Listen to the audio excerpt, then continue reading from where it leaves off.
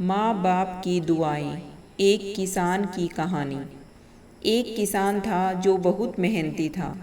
वो अपने खेतों में पूरी जी जान से काम करता था। उसे अपनी मेहनत का फल भी मिलता था। हर बार उसकी फसल दूसरे किसानों से बेहतर होती थी। किसान के 3 पुत्र थे, लेकिन किसान ने कभी भी अपने पुत्रों से खेत का काम नहीं करवाया था। किसान चाहता था कि मेरे लड़के पढ़ लिख कर कामयाब इंसान बने। किसान का बड़ा बेटा कुछ दिन स्कूल जाने के बाद उसका मन पढ़ाई में नहीं लग रहा था।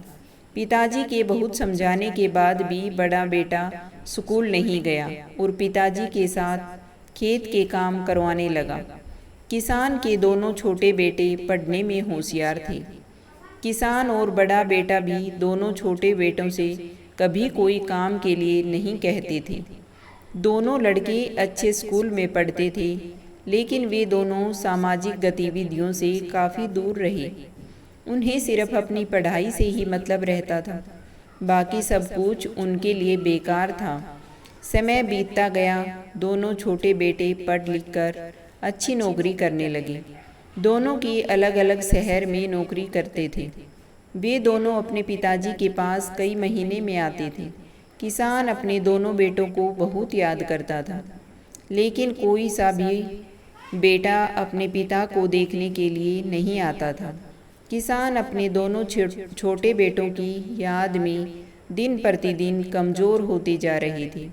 उधर दोनों छोटे बेटे ने अपने लिए शहर में ही अलग अलग मकान बना लिए और अपनी मर्जी से अपने पिताजी को बताए बिना शादी भी कर ली। अब वे अपने पिताजी के पास जाते ही नहीं थे। उन्हें गांव में जाना पसंद नहीं था। वे दोनों भूल चुके थे कि वे गांव में ही खेल कूद कर बड़े हुए थे। किसान का बड़ा बेटा अपने पिताजी की बहुत सेवा करता था।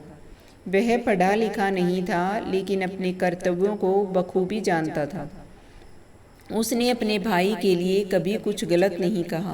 कुछ दिनों के बाद किसान की मृत्यु हो जाती है, लेकिन मृत्यु से पहले वह अपने बेटों के लिए एक वसीयत के नाम पर 3 पत्थर छोड़ जाता है। कहता था कि ये पत्थर तीनों बेटों के साथ को एक साथ दिए जाएं। यह खबर किसान के दोनों छोटे बेटों तक भी पहुंच गई। अब दोनों बेटे अपने पिता की संपत्ति के लिए गांव में आ जाते हैं और अपने पत्थर लेने की मांग करते हैं। उनके पत्थर भी उनके बड़े भाई के पास सुरक्षित रखे थे।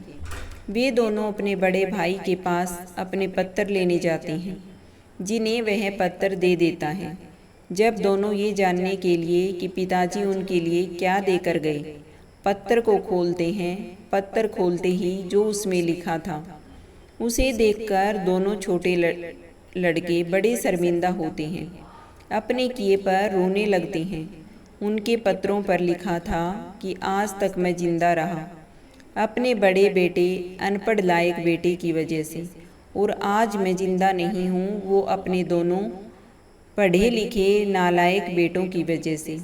मेरी आधी संपत्ति मेरे बड़े बेटे को दी जाए और आधी संपत्ति अनाथ बच्चों के लिए दी जाए। ये कहानी हमें बहुत कुछ सिखाती है। आजकल की व्यस्त जिंदगी में हम पैसों के लिए अपने माता पिता को अकेला छोड़ देते हैं, जबकि हमें अपने बुजुर्गों की अच्छी तरह देखभाल करनी चाहिए।